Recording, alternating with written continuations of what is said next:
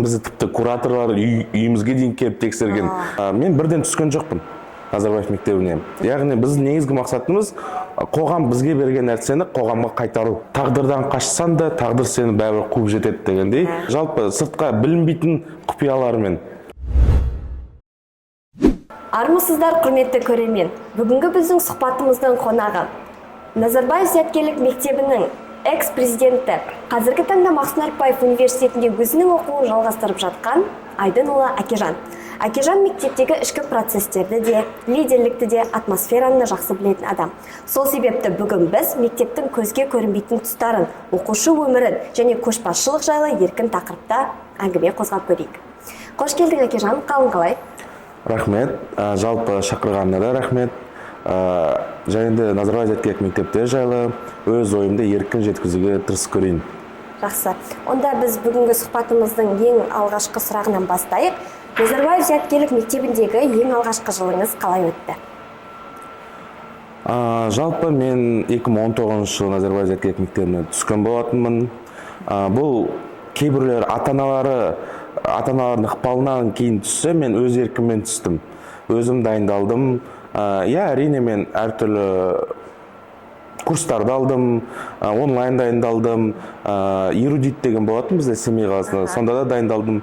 Және де айта кететіні, мен бірден түскен жоқпын Назарбаев мектебіне.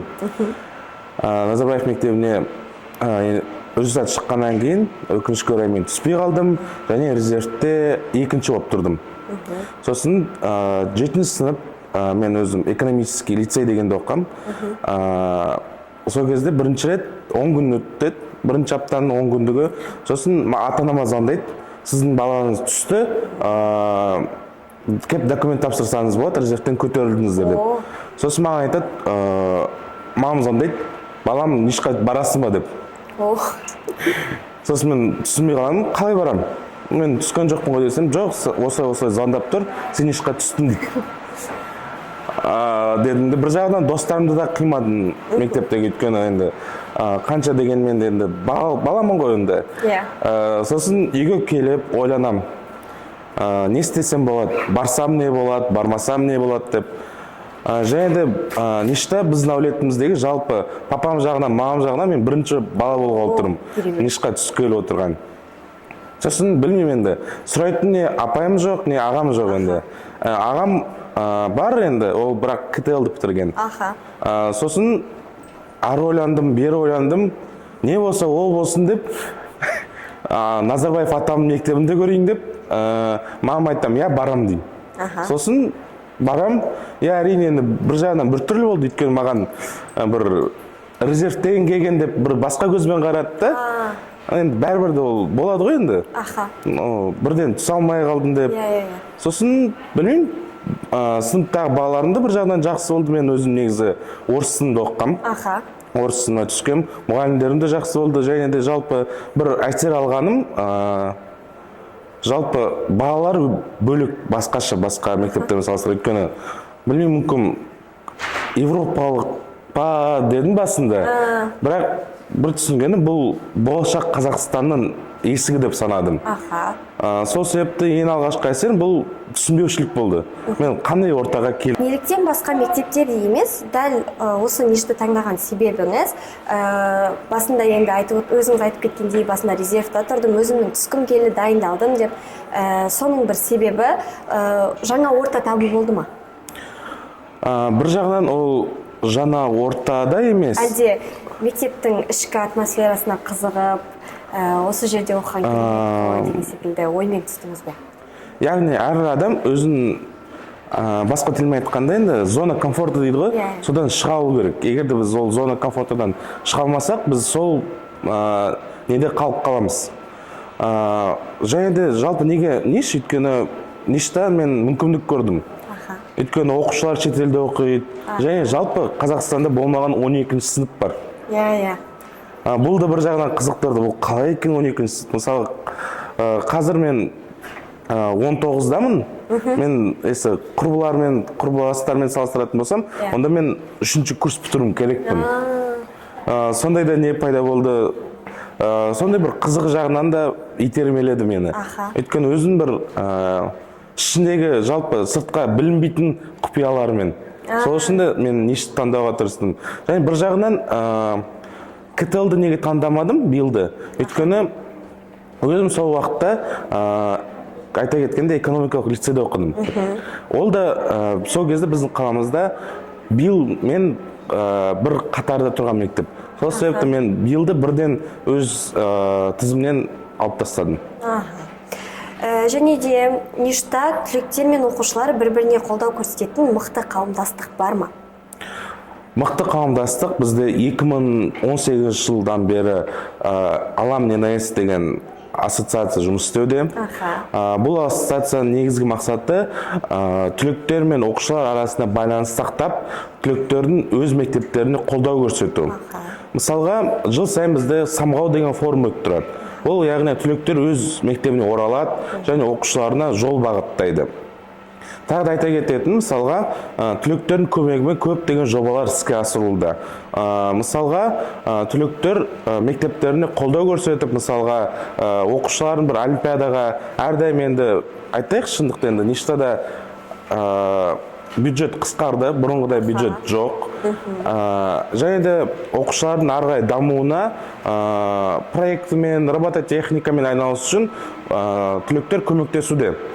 Мысалға, былтыр емес, осыдан 4 жыл бұрын біздің мектепке 15 миллион теңгеге қаржыдан астам түлектер роботтарды сатып алып берген болатын. 15 миллионға. Сол кезде мен түсінген болатын, мен бұл ұйымға кіруім керекпін, түлек болғанда. Сосын мектеп биыл бітірдім 2025 жылы. Бірден өтінішті жіберген болатын. Мен сіздерге қосылғым келеді деп. Сосын мен Мақсат Нарықбаев университетіне түстім, және маған не келеді, ұсыныс келеді. Мақсат Нарықбаев университетінің амбассадоры боласың ба деп. Алам Ненайстың. Яғни мен официальный тұлғамын Алам Ненайстың Мақсат Нарықбаев университетінде. Яғни мен бірінші кезекті біздің түлектеріміздің ойын жеткізем. Яғни қалай болу керек, және де жалпы түлектерді бір жұмысқа шабыттандыруға шақырамын. Одан бөлек бізде өсиет деген жобамыз бар. Яғни ауыл мектептеріне барып, түлектер көмектесуде оқушыларға, сабақ беріп, профориентация дейді, тағы да басқа жан-жақты көмектесудеміз. Яғни біздің негізгі мақсатымыз қоғам бізге берген нәрсені қоғамға қайтару, қоғамға қызмет ету. Керемет. Келесі Назарбаев зияткерлік мектебіне түскеннен кейін сол жердегі оқу сізге қиынға соқты ма? 7-ші сыныптен айтайын, бала болдық енді, ойнадық. Және де 8-ші сынып біз карантинге кеттік. Карантинде енді өзіңізді білесіз, енді біз не істегенімізді, қалай болған. Бірақ айтатын, карантинге басқа мектептермен салыстырған, бізде карантин не болды? Кәдімгі камера қосып отыру, ноутбук міндетті түрде болу, ноутбуктан отыру, кіру. Бізді тіпті кураторлар үйімізге дейін келіп тексерген, стол қандай, не қандай екен. Егер де ноутбугын жоқ болса, саған мектеп ноутбук беретін. Және де сол себепті оқу жалпы қиын болған жоқ. Бірақ енді әрине ол басқа орта болғаннан кейін, басқа не болғаннан кейін қиындық болады басында. Бірақ ақында уақыт өте келе үйрене кетесің. Мысалы біз 10 сағаттық, 10 сабақтық жүйеге де үйрендік. Сағат 8-де кіреміз, 5-те шығамыз. Бұл былай қарасақ, мектептегі 2 смена. Мысалы, біреу 8-ден 12-ге оқыса, екіншісі 12-ден 5-ге оқиды. Бізде біз екеуін бірақ қамтып бірге оқып жүрдік.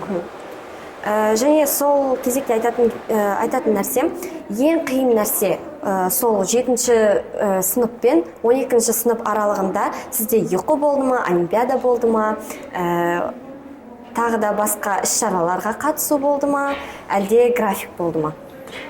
Енді осы жерде кураторларыма рахмет айтам. Өзім менде 7 сыныптан 12 сыныпқа дейін бір куратор болды.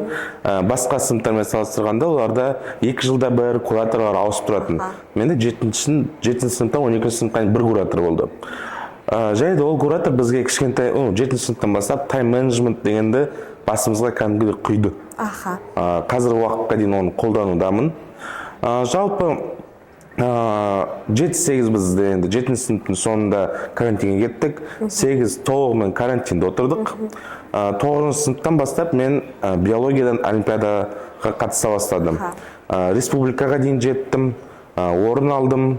Сосын 10 сыныпқа келгенде, 9-ның соңы, 10-ның басы, сол аралықта мен олимпиадалық пәнді ауыстырдым. Мен құқық пәнін таңдаймын деп, мен құқыққа кеттім. Сол 9-дан 12 сынып бітіргенше дейін мен құқық пәнінен олимпиадаға қатысып жүрдім. Одан бөлек мен жобаларға қатыстым. Яғни біздің оқушы Назгүл Маутханова деген мен қазақ тілі пәнінен беретін мұғалім болған. Соның бірге айналысқан жобаларында болған.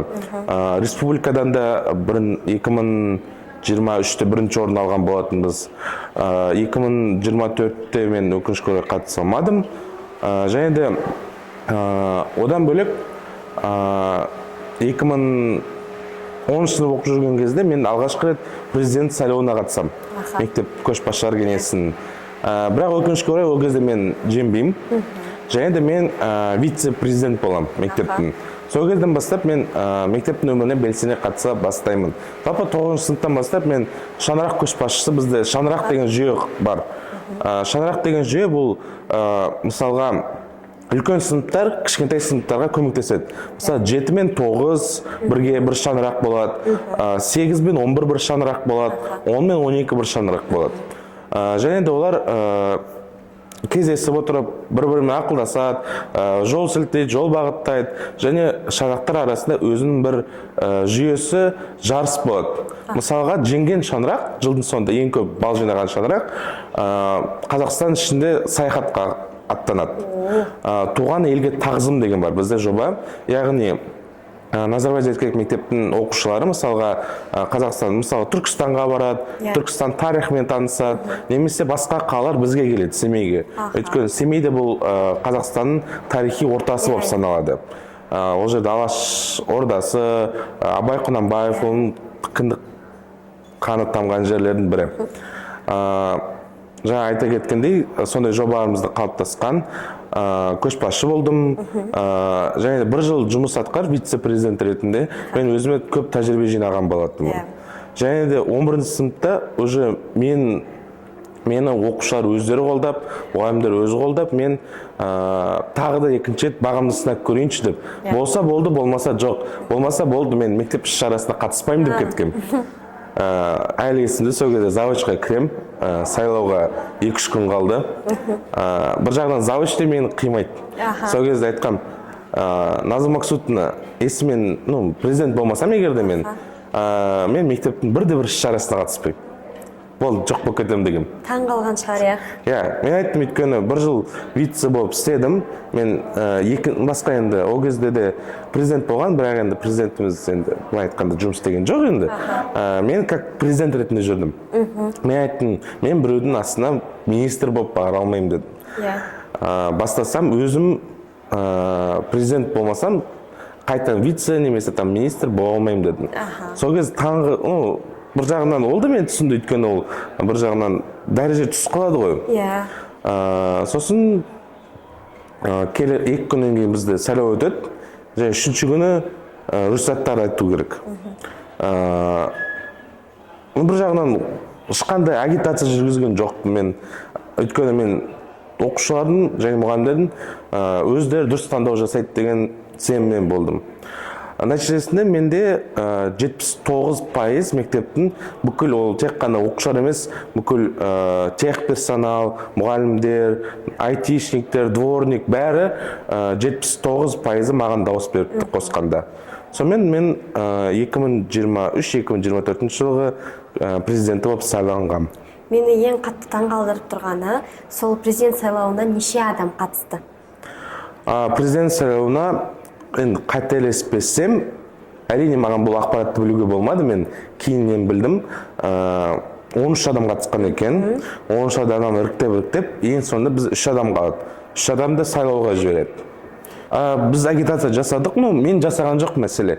Бізде, шығады мысалға, бірақ бізде ең соңғы 3 этаптан өткендер ғана дауысқа қатыса алады сайлауға. Бізде ана жерден өз 3 этаптан тұрады. Біріншісі бұл онлайн заявка беру. Өзің бүкіл жеткен жетістіктеріңді саласың, айтесің, бүйтесің. Келесі бұл бізде сұхбат. Яғни TEDx форматында бір тақырыпты қорғау. Және үшіншісі бұл бір тілмен айтқанда дебат. Жабық форматта өтеді қатысушылардың арасында, үміткерлердің арасында. Және осылардың барлығының қорытындысы бойынша бізде 3 адам ақтық мәреге шығады. Бұл бізде сайлау. Сол сайлаудан сіз өтіп 79% алдыңыз, иә? Керемет. Енді бізде бірнеше жыл нешта оқып, сонда білім алдыңыз. Ең қызықты сәтіңіз осы президенттік сайлаулардан басқа ең қызықты достарыңызбен өткен, немесе басқа да бір қызықты сәттер болады ғой. Сол сәттерді өзіңіз айта кетсеңіз. Ең қызық сәті, ол енді бір жағынан президентпен де байланысы бар. Өйткені іс-шаралар болады ғой біздің мектепте. Бір үлкен маңызды іс-шаралар болғанда бізде сағат 5-те сабақ бітеді. Сосын түнгі сағат 12-1-де шыққанбыз мектептен. Сон бір еске салатыны, бізде мынандай тележка болады, темір біткен, катать ететін. Үстіне орындықта бір жағынан салып бардық, досым екеуміз. Сосын қайтып келдік, Азамат деген екеуміз бала. И қайтарда мен айттым, жүр мынаған отыр, сені катать етейін деп. Сосын отырдық, бір кезде скорость набирать етем. И анау айтады ғой, потерял управление деген. Анау байқамай бір есікке соғылам мен. Анау бізде ағаш есік, анау темір, и есікті тесік қалып қалады біткен. Үлкен тесік па? Кәдімгі тесік ана жерде. Сосын келесі күн Азамат екеуміз ойланып жүрміз. Не дейміз енді? Бәрібір адам тесікті көреді біреу. Бәрібір ана жерде бізде мектепте бүкіл жерде 360 бой камера тұр. Ойлаймыз, либо өзіміз айтамыз, и бізге жазаны менші береді. Максимум есікті айырбастап бер. Либо бізде прям ұрсат, бізде еще дисциплинарный совет деген болған. Ол жерде оқушы, егер жаман нашар болатын болса, немесе имтихан сочи кезінде көшірген болса, олар бізде дисциплинарный советке түседі. Ал мен дисциплинарный советтің мүшесі болғам. Өйткені көшбасшылар кеңесінің атынан президент қатысатын, оқушылардың как қорғаушысы ретінде қатысатын. Яғни, екінші мүмкіндік берейік деп, мүмкін мына жағынан қарастырайық деп қатысатын. Сол кез ойлағам, өзім сол жерде мүше болып отырып, енді өзім түссем ба сол диссоветке деп. Сосын бір күн өтеді, ешкім ештеңке демейді. Кураторлар ешкім ештеңке демейді. Екінші күн өтеді, тыныш. Неге тыныш десек, ана тесікті қалай айтса болады екен, баяғыдан бар деп ойлайды екен олар. Байқамаған ғой. Ешкім назар аударамаған. Сосын қой жарайды деп ол тақырыпты жауып, сонымен жоқ болып кеткенбіз. Жаңа айтып өткендей, бізде кураторлар бізді қарайды, бір нәрсе білдірсек, бір нәрсе дұрыс немесе қарайды деп айтып тұрсыз. Бұл жерде сіздердің куратормен қарым-қатынастарыңыз жақсы ма? Иә, мысалға әлі күнге дейін мен өз кураторыммен араластырамын. Жалпы бізде сынып кураторы болды, Нұржан Торғынбай деген жаңа айта кеткендей. Ол кісілер сабақ жүргізбейді. Олар тек қана мысалы бізде универде адвайзерлар бар ғой. Олар мысалы оқушылардың істерімен ғана айналысады. Бізде тура сол кураторлар сабақ жүргізбейді, тек қана оқушылармен жұмыс істейді. Бізде сынып кураторы болды, және көшбасшылар кеңесінің өзінің кураторы болды. Сол кураторымыз жақында босанды. Ол кісі қазір уже көшіп кеткен, Астанада тұрады. Сол барып құттықтаған болатынбыз. Әлі күнге дейін араласып, байланыс ұстаудамыз. Сен енді қазір осы МНУ университетінде оқисың ғой, осында түскен кезде, сол мектептегі кездегідей орта таба алдың ба? Жаңа айтып кеттің ғой, сол кезде бізге қызық болған, сол кезде біз керемет бір-бірімізбен жақсы араласамыз деген секілді. Енді осы университетке түскенде өмірің өзгерді ма, әлде сол қалпында жалғасып келе жатыр ма?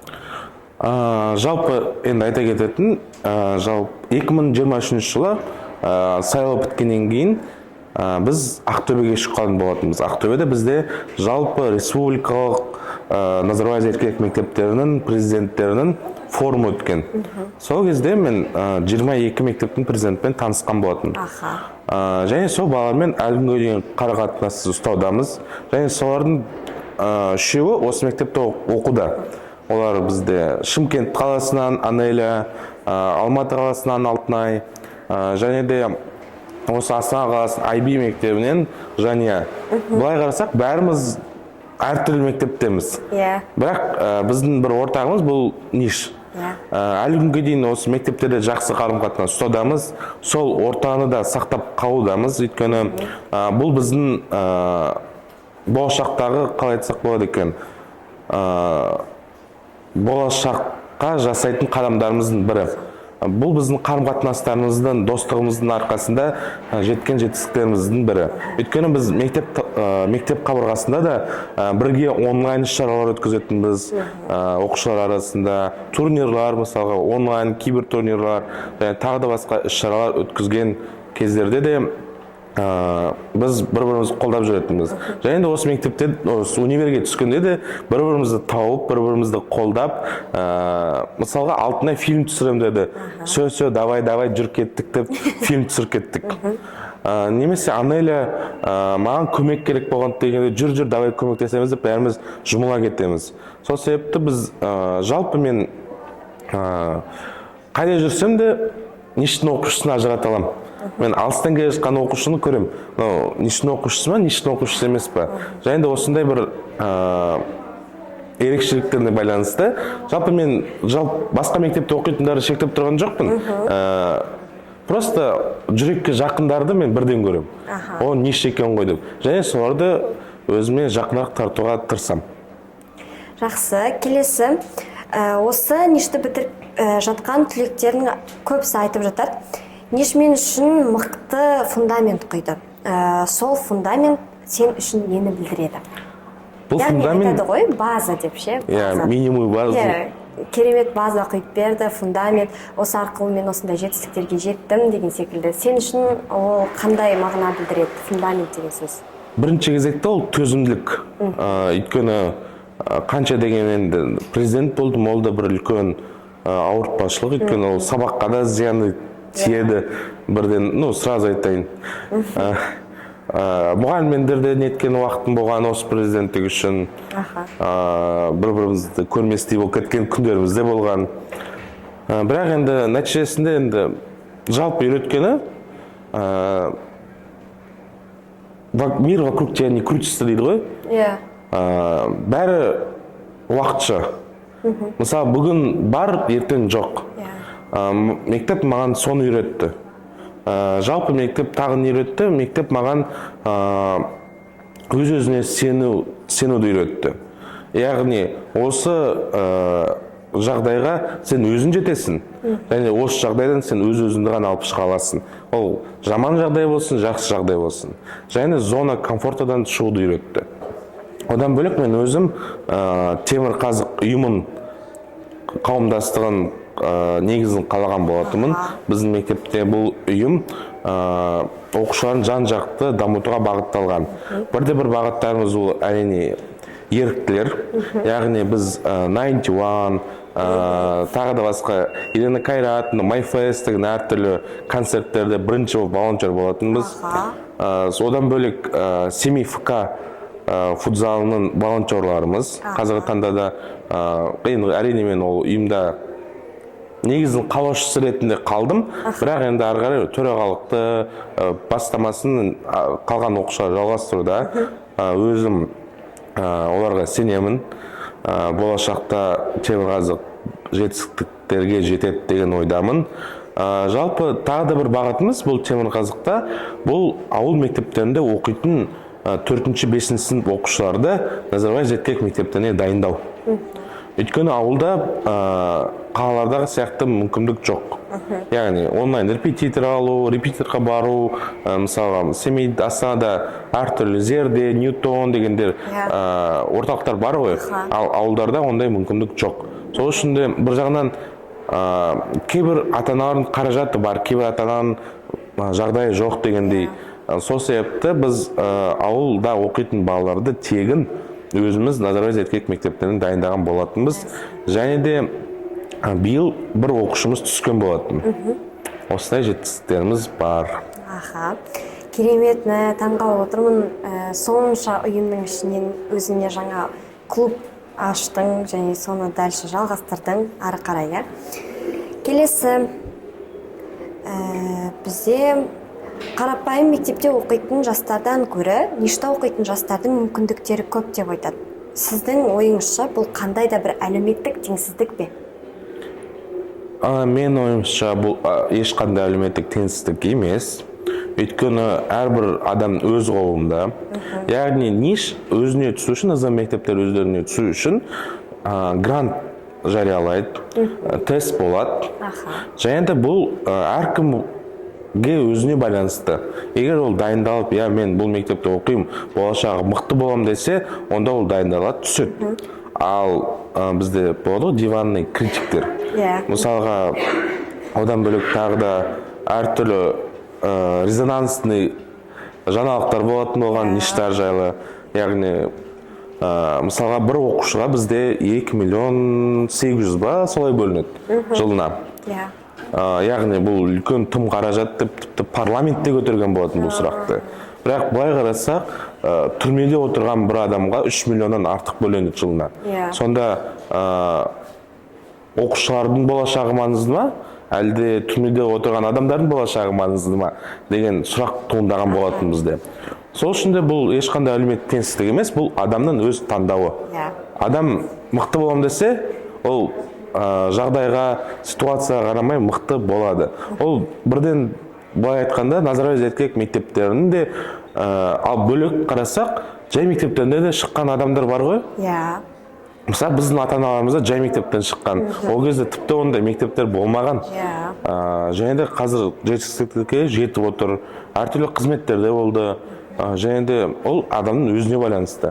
Ол мына жерде ешқандай мектептің қатысы жоқ, ешқандай әлеуметтік жағдайлардың қатысы жоқ. Ол оқушының өзіне байланысты, адамның өзіне байланысты. Және де осы жауапты ескере отырып, өзіме бір қызықты ой туындады, сұрақ келді басыма. Қазіргі таңда енді жалпы орта мектептер 11 сынып оқиды. Назарбаев мектебі 12 сынып оқиды.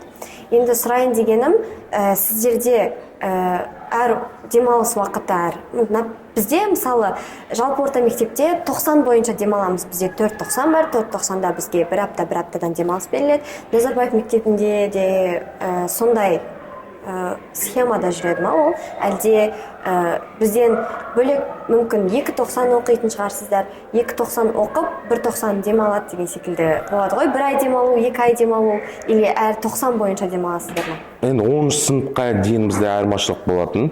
10 сыныптан кейін жалпы орта білім беретін мектептер сияқты жүйеге ауыстық. Бірақ 10 сыныпқа дейін бізде 4.90 бізде де. 4.90. Бірақ бізде, мысалға, сіздерде каникул 1 қарашадан 9 қарашаға дейін. А бізде каникул болатын 20 қазаннан 1 қарашаға дейін. Біздер, яғни, бір апта бұрын шығып отыратынбыз, және бір апта бұрын кіретінбіз сабаққа. Және біздің қысқы каникулымыз көбірек болады. Мысалы, сіздер қысқы каникулда 10 күн демаласыздар ғой деймін.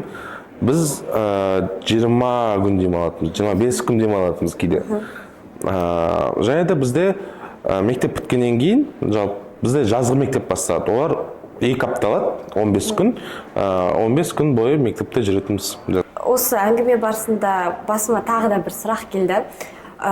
Сонда бізде президенттер 11-ші сыныпта ғана бола алады. 10-шы, 11-ші сыныпта, 12-ші сыныпта сендер арнайы емтиханға дайындала бастайсыңдар, иә? Яғни президент, біздің мектепте 9-шы сыныптан бастап бола алады. Егер мысалға 1 жылға сайланады, 9-ға сайланса, онда кетеді. Және де қайтадан сайлана алмайды президенттікке. Өйткені әрбір оқушыға мүмкіндік беру керек. Енді мен кезімде басқалай болды, енді чуть-чуть. Өзім осындай системаны қалап кеттім жүйені, өйткені әрбір оқушыға мүмкіндік беруіміз керек. Және де ол тек қана президент емес, министрге де. Яғни бір жыл министр болған адам келесі жыл бола алмайды. Яғни президент өзінің командасымен келеді, өз командасымен кетеді. Аха. Және саған қойғым келетін тағы да бір сұрақ, осы президенттік жолға сен қалай келдің? Қандай, жаңа айтып өттің ғой, бірінші жыл осындай болды, мен президенттің астында вице-президент болдым, одан кейін барып, осы жолға қарай келдім деген секілді. Яғни 9-шы сынып оқып жүргенде, мен староста болдым, жалпы 7-ші сыныптан бастап мен староста болдым. Сыныптың 9-шы сыныпта шаңырақ жүйесі қайтадан қалпына келді, өйткені 8-ден карантиннен шыққан болатынбыз. 9-шы сыныпта шаңырақтың лидері болдым, көшбасшысы болдым. Сосын ақырындап біртіндеп көшбасшылар кеңесін көре бастадым. Жалпы көшбасшылар кеңесі не істейді деген қызыға бастадым. Сосын 2022 бітіретін кезде жаз. Маған айтады, сол кезде президент Айша болған. Әкежан, сен потенциалың бар екен ғой, келесі президентке беріп көрсей, мен сенің кандидатураңды қолдаймын етем деп, сол кездегі президент. Сосын жақсы деп өзіме мотивация алып алдым, мен президент боламын деп. Сосын 10-шы сынып басталды, мен өз кандидатурамды ұсындым, осылай президент болғым келеді, заявканы онлайн жібердім, бәрі тіптен өттім, бір жағынан енді кураторлар да қолдады, өйткені әрине бұл енді қазір айтқан дұрыс емес болатын шығар, бірақ біздің мектепте көбінесе егер ұл бала президент болса, соны көбірек нетеді. Андай ма? Ұл болса босанып кетеді деген секілді оймен ба? Әлде қалай? Жоқ, керісінше ұл позицияларды қолдайды, ұлдарды қолдайды. Өйткені жалпы енді мемлекет басшылардың көбісі ер адамдар дегендей сондай бір позициядан қарайды енді.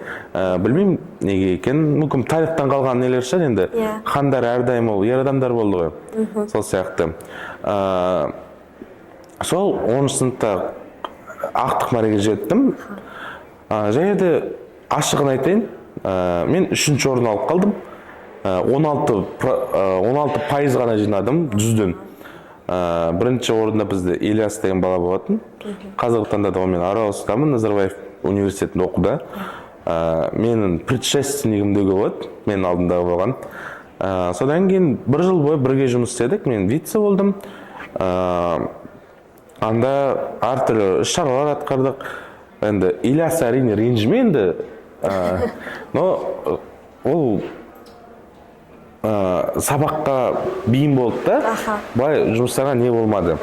Сол себепті мен екінші президент ретінде болдым да, анда болдым, мында болдым, бүкіл жерлерде мен атын болды, сұхбат бергенде де мені шақыратын. Жалпы андай бір не қалыптасып қалды, Әкежан несін бейнесі деп, көшбасшылар кеңесінің. Былай қарасам вице-президент қанамын. Министрлар да қорқаттым менен. Бір кезім есімде, ол кезде мен қатал болдым мен. Біздің өзінің көшбасшылар кеңесінің кабинеті болған, төбелесіп жүріп алған. Өзім телефоным болған, өзім печатым болған президенттің. Ильястың орнына қол қойып жібере бересің. Сол күні бір кезде есімде, мен отырым столда, бізде круглый стол болатын былай. Былай менің стол и былай бір отыратын стол. Сосын министрлар өз отчеттарымен келдім. Сол кезде мен бір отчет дұрыс болмаған ба, анау мен жыртып лақтырсағым. Қайтадан істеп келдім деп. Сол кезде ана қыз жылап қалған болатын. Сол кезде түсінген болатын, білейін мен что-то қаталмын ғой деп. Сол кезден жалпы вице-президент болған кезде менен қорқатын. Бір нәрсе айтсам, сразу орындайтын. Содан кейін вице-президент болғаннан кейін келесі қайтадан президентке түстім ғой мен. Мені уже қалыптасып қалдым, мынау бір қатал бала, үйімді мықты ұстайды деген. Яғни бір жағынан қатал болсан тәртіп болады үйімді. жек көрінішті болсан да тәртіп болады. Соның арқасында көшбасшылар кеңесі өзінің бір авторитетін қалады. Яғни өз сөз өткізетін, мен директормен де, завучпен де нете алатынмын. Келісе алатынмын дегенде, келістіретінмін. Осылай айтайық. Завуч кураторлар арасында да менде абырой болған. Әлі уақытқа дейін звондасам, Әкежан сөз жақсы, қазір жібереміз деп нетіп отыратын. Кез келген баланда мен сабақтан директорсыз, завучсыз, бұрында президенттер болғанда, олар завучке баратын, завуч арғай мұғайымға айтатын, оқушын жіберіңіздер деп. Мен өзім барамда айта салам, осылай сөз жақсы Әкежан деп мен жібере салатын. Керемет. Сосын, оның бірінші сынып болды, маған айтады, завучты, кураторлар, екінші рет берсеңші президенттік деп. Мен басында бермеймін дедім. 10 сыныпта мен, 11 сыныпта мен, 10 сыныпта жылдың сонда интервью берген болатын. Осындай подкастқа түскім, маған сұрақ қойған, Әкежан, сен келесі президенттікке барасың ба деп. Мен айтқам, жоқ дегім. Жарайды. Сосын олар айтты, біз сені түсінеміз, анау-мынау. Сосын кураторлар 11 сыныпта айтады, Әкежан, қалай сен бармайсың? Сенсіз мектептің қабырғасы құлап қалады дегеннен кейін. Бір жағынан енді адам мақтағанда өзін жақсы көреді ғой. Сондай бір немен ойнап кетіп, мен келесі жылы 11 сыныпта тағы бердім. Бірақ мен ешқандай баған айтқанда агитация өткізбедім. Маған дауыс беріңдер деп те айтқан жоқпын. Басқа кандидаттар бар, жарысып. Олар вообще ойлаған жоқты, что мен жеңеді деп. Олар ойлаған, что мүмкін болатын шығар деп осы баға. Бірақ мен агитация жасамағаны қарай ойлаған, что мен мүмкін болмайтын шығармын деп. Яғни Әкежан уже беріліп қойды деп. Сосын бізде актовый залға бәріміз жинайды. Сосын айтады 79% деп. Мен ойлаймын, мен 79 едім, точно мен емеспін деп. Айтады, айдын ол Әкежан президент болды деп. Мен деді шокпын, бірақ аудитория отырған біз бүкіл актовый зал болды, толық. Бәрі қуанып, мәз болып, менен артық қуанған шығар сол кезде. Сосын оқушылармен кешкісін, оқушылармен деппін ғой, достарымен кешкісін барып, кафеге барып, жуып соны. Сол кезде достарыма да рахмет, сол кезде қолдаған. Яғни, енді агитация жасаман, мен жасаған жоқпын. Мен орнына жасады агитация. Әкежанға дауыс беріңдер, нетіндер деп. Сол кезде кафеге шақырғанда да менен бірді тең шыққан жоқ. Достарым өзі төледі. Әкежан осы саған жуып бергенім болсын деп. Әрине олар кейін министр болды енді. Айтайық енді. Жалпы бір нететін халық бүйтеді. Егер де адам өзін жақын адам билікке отырғызса, ол әділетсіздік деп, ол коррупция деп. Бір жағынан мен былай қараймын. Мен мысалға өзім білетін адамды қойсам, ол сенімдірек болады. Мен оған білем, таним, және де үмітім бар. Егер танымайтын адамды қойсам, мен ол мемлекетті, жалпы мектепті қай жаққа апаратынын білмеймін ғой. Ол босқа уайым пайда болады, не пайда болады. Сол себепті мен бір жағынан түсінем, когда мысалға министрдің там бір егер премьер-министрдің досы министр болып дегенге, мысалға мен таң қалмаймын. Ол енді өзіне сенімді адамдарды қояды. Ол да енді бір мемлекетті басқарып отырған адам ғой. Ол да енді мемлекет жаман болсын деп қоймайды ғой. Ол білгеннен кейін қояды. Сол себепті де мен де мектепте ондай позиция қойдым. Және де осындай жетістіктерге жеткен болатын біз көшбасшылар кеңесімен. Керемет. Әкежан, егер де сен ништі аяқтамасаң, өзіңді қай ортада көретін едің? Егер сен нишқа түспесең, немесе оны аяқтамасаң деген секілді. Егер мен нишқа түспесем, енді бағана айтқандай, мен экономический лицейде оқыдым. Ол да жақсы орта болатын. Ол мектепке де екін бір түсе бермейтін. Ол мектепке де имтихан өтетін. Сол имтиханды мектепте оқыған кезде, әлі күнге дейін есімде, мен 6 сыныпта сол мектепке түскен болатынмын. Және 6 сыныпта мен доска почета дейді ғой, соған ілінген болатынмын. Доска почета ілінгеннен кейін, мен әлі уақытқа дейін сол доска почетада тұрмын. Былай қарасам, бір жылдан кейін кетіп қалдым, бірақ әлі тұрмын. Осылай. Сол себепті мен қандай болатынын әрине білмеймін, қандай ортаға түсетінін білмеймін. Және де бір жағынан оны болжап та қажет жоқ шығар. Және де бүгінгі күнмен өмір сүру керек. Және де болашақты ойлау керек деген ойдамын. Ертеңгі өтіп кеткен нәрсе ол өткендегі нәрсесі. Жалпы адам қандай нәрсе жасаса да все к лучшему.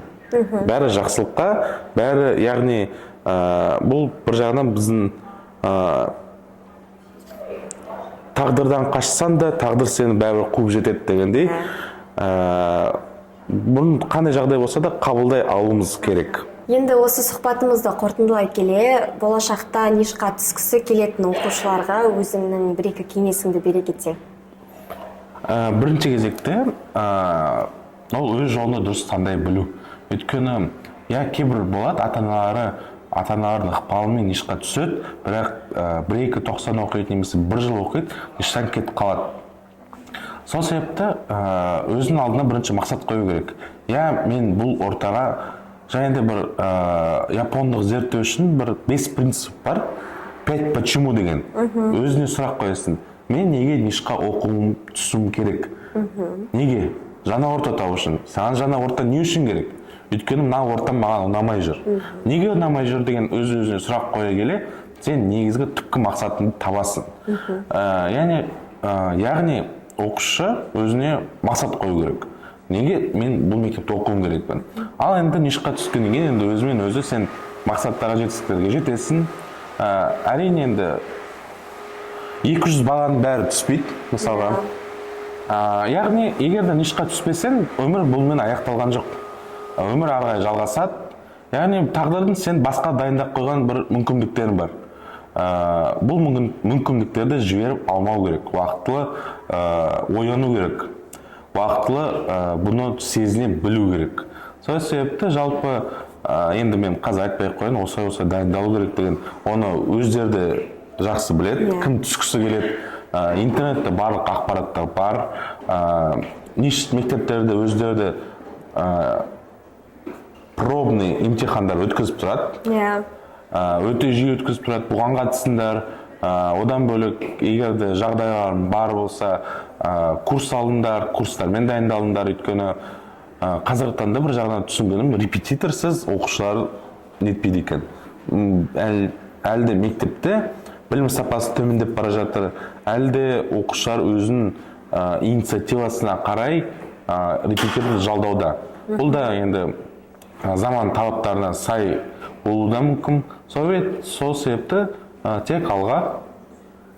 Рахмет, сіздермен болған Айдынұлы Әкежан және Алтынай Балабек. Арнайы Эминю ISG үшін.